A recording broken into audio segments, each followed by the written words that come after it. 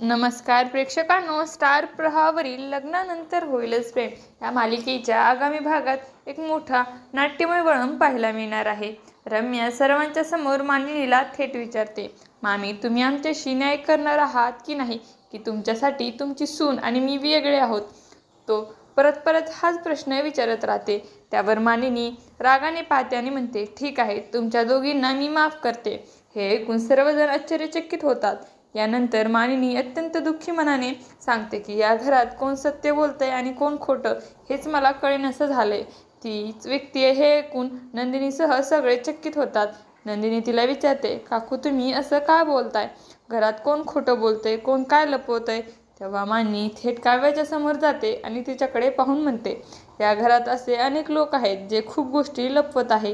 हे ऐकून काव्या नजरेचा संपर्क टाळू लागते. आता येणाऱ्या भागामध्ये काव्या तिच्या आयुष्यातील लपवलेलं सत्य मानिनीसमोर उघड करणार का, हे पाहणं अतिशय रोचक ठरणार आहे. तुम्हाला जर आपला व्हिडिओ आवडला असेल तर चॅनलला लाईक, शेअर आणि सबस्क्राईब करायला विसरू नका. धन्यवाद.